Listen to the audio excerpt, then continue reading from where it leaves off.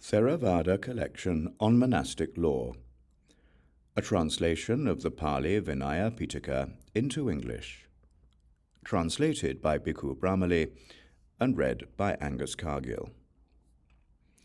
Nuns' rules and their analysis. Expulsion. Rules shared in common with monks. The Parajika rules 1 to 4 for nuns are not found in any manuscript. Tradition says they are similar to the corresponding rules for monks. The training rule on above the knees. Origin story. Homage to the Buddha, the perfected one, the fully awakened one. At one time when the Buddha was staying at Savatthi, in the Jeta Grove and Anathapindika's monastery, Migara's grandson Salha wanted to build a dwelling for the Sangha of nuns. He went to the nuns and said, "Venerables, I wish to build a dwelling for the Sangha of nuns. Please get me the nun in charge of building work." At that time, 4 sisters had gone forth as nuns: Nanda, Nandavati, Sundarinanda, and Thulananda. Of these, the nun Sundarinanda had gone forth when she was young, and she was beautiful, intelligent, skilled, and diligent, and she possessed good judgment in regard to doing and arranging things well. After appointing Sundarinanda to be in charge of building work, the Sangha made her work with Salha. As a consequence of this, Sundarinanda would often go to Salha's house to ask for tools, whether an adze, a hatchet, an axe, a spade, or a chisel. And Salha would often go to the nun's dwelling place to find out about the progress of the building work. And because they saw each other frequently, they fell in love. But because Salha could not find any opportunity to be intimate with Sundarinanda, he invited the Sangha of nuns for a meal. When preparing the seats in the dining hall, he counted the number of nuns senior to Venerable Sundarinanda and placed their seats to one side, and he counted the number of nuns junior to her and placed their seats on the other side. He then placed Sundarinanda's seat in a concealed spot in a corner. In this way, the senior nuns would think she was seated close to the junior ones, and the junior nuns would think she was seated close to the senior ones. Soon afterwards, he informed the Sangha that the meal was ready. Sundarinanda thought, "Salha hasn't prepared a meal for the Sangha as a service, but because he wants to be intimate with me. If I go, I will get into trouble." She then told a nun who was her pupil, "Go and bring back alms food for me. If anyone asks about me, tell them I'm sick." "Yes, Venerable," she replied. Soon afterwards, Salha was standing outside his gatehouse, repeatedly inquiring after Sundarinanda. "Venerables, where's Venerable Sundarinanda?" The nun who was Sundarinanda's pupil told him, "She's sick. I'm bringing her alms food." Salha thought, "I invited the Sangha of nuns because of Sundarinanda," and after telling the people there to serve the meal to the Sangha of nuns, he left for the nuns' dwelling place. Just then, Sundarinanda was standing outside the monastery gatehouse longing for Salha. When she saw him coming, she entered the dwelling, put on her upper robe so that it covered her head, and lay down on her bed. Salha approached her and said, "Venerable, what's wrong with you? Why are you lying down?" "That's what happens when you desire someone who doesn't desire you in return." "What do you mean I don't desire you? I just couldn't find an opportunity to be intimate with you." And both having lust, he made physical contact with Sundarinanda. Just then, a nun who was weak from old age and had problems with her feet was lying down not far from Sundarinanda.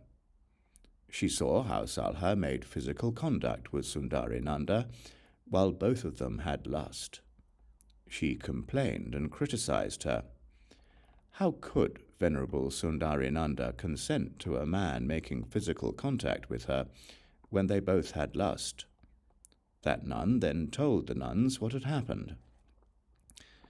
The nuns of few desires, who had a sense of conscience, and who were contented, afraid of wrongdoing, and fond of the training, complained and criticized her.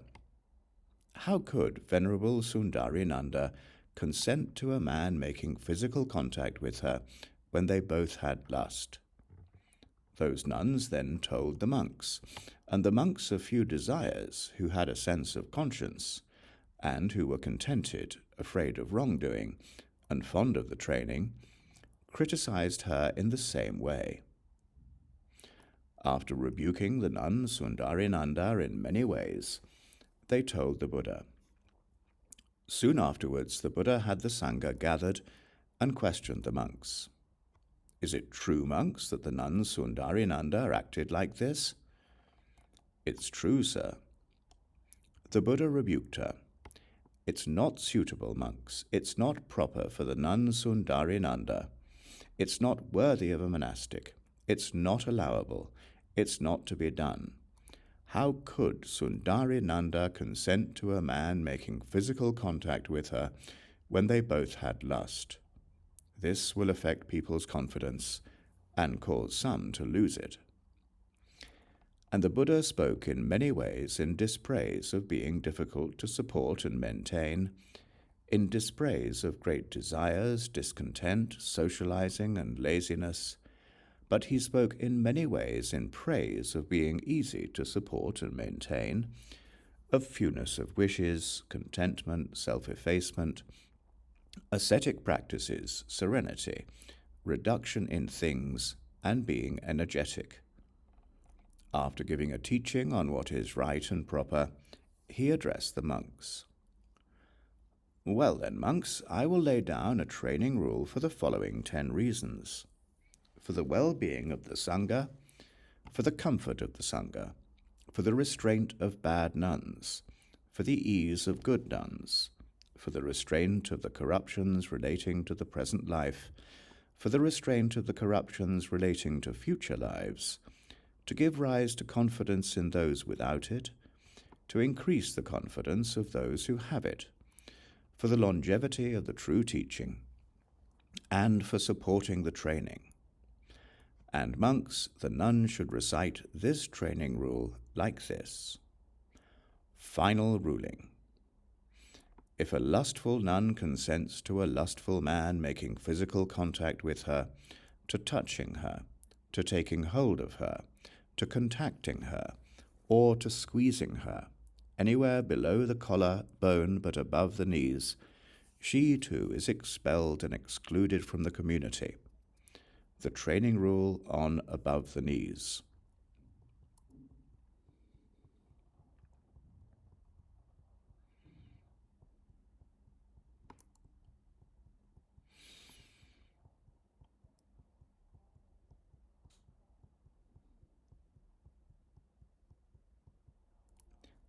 The training rule on those who conceal offences. Origin story. At one time, the Buddha was staying at Savatthi in the Jeta Grove, Anathapindika's monastery. At that time, the nun Sundarinanda was pregnant by Migara's grandson Salha. When the fetus got large, she concealed her condition. And when the fetus was fully grown, she disrobed and gave birth. The nuns said to the nun Thulananda, Venerable Sundarinanda gave birth shortly after disrobing. Could it be that she was pregnant while she was still a nun? Yes, Venerables. But, Venerable, when you knew that a nun had committed an offence entailing expulsion, why didn't you either confront her yourself or tell the community? Her disrepute is my disrepute.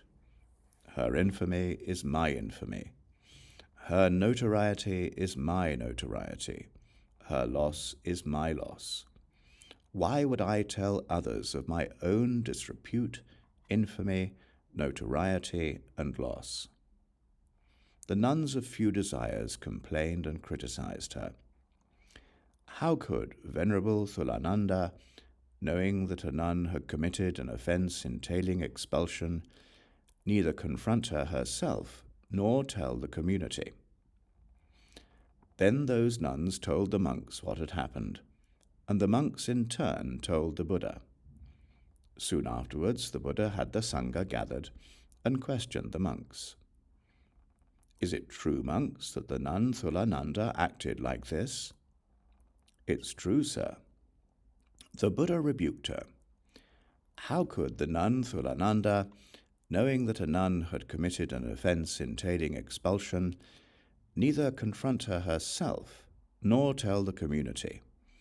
This will affect people's confidence. And monks, the nun should recite this training rule like this. Final ruling.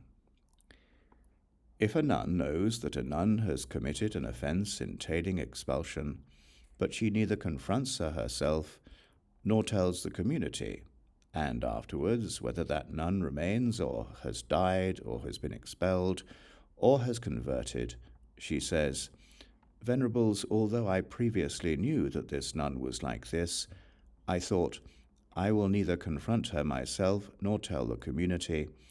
She, too, is expelled and excluded from the community. The training rule on those who conceal offenses.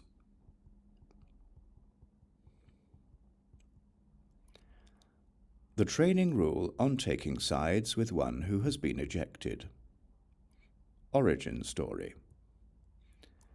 At one time, when the Buddha was staying at Savatthi in the Jeta Grove and Anathapindika's monastery, the nun Thulananda was taking sides with the monk Arita, an ex-vulture killer who had been ejected by a unanimous Sangha. The nuns of few desires complained and criticized her. How can Venerable Thulananda take sides with the monk Arita who has been ejected by a unanimous Sangha? Is it true, monks, that the nun Thulananda is doing this? It's true, sir. The Buddha rebuked her. How can the nun Thulananda take sides with the monk Arita who has been ejected by unanimous Sangha? This will affect people's confidence. And monks, the nun should recite this training rule like this. If a nun takes sides with a monk who has been ejected by a unanimous Sangha, in accordance with the teaching, the monastic law, and the teacher's instruction, and who is disrespectful, who has not made amends, and who has not made friends, the nun should correct her like this. Venerable, this monk has been ejected by a unanimous Sangha in accordance with the teaching, the monastic law, and the teacher's instruction. He's disrespectful, hasn't made amends, and hasn't made friends. Venerable, don't take sides with this monk. If that nun continues as before, the nun should press her up to 3 times to make her stop. If she then stops, all is well. If she does not stop, she too is expelled and excluded from the community. The training rule on taking sides with one who has been ejected.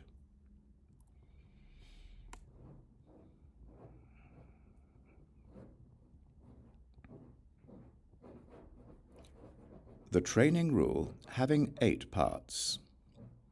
Origin story. At one time, the Buddha was staying at Savatthi in the Jeta Grove, Anathapindika's monastery. At that time, the nuns from the group of 6, being lustful and aiming to indulge in inappropriate sexual conduct, consented to lustful men holding their hands and the edge of their robes, and they stood with them, chatted with them, went to rendezvous with them, consented to men coming to them, entered covered places with them, and disposed their bodies for that purpose. The nuns of few desires complained and criticized them. How can the nuns from the group of 6 do such things? Is it true, monks, that those nuns do these things? It's true, sir. The Buddha rebuked them. How can the nuns from the group of 6, being lustful and aiming to indulge in inappropriate sexual conduct, consent to lustful men holding their hands and the edge of their robes? And how can they stand with them, chat with them, go to rendezvous with them, consent to men coming to them, enter covered places with them, and dispose their bodies for that purpose? This will affect people's confidence. And monks, the nuns should recite this training rule like this. Final ruling. If, for the purpose of indulging in inappropriate sexual conduct, a lustful nun consents to a lustful man holding her hand and the edge of her robe, and she stands with him and chats with him and goes to a rendezvous with him and consents to him coming to her, and enters a covered place with him and disposes her body for him for that purpose, she too is expelled and excluded from the community. The training rule having 8 parts.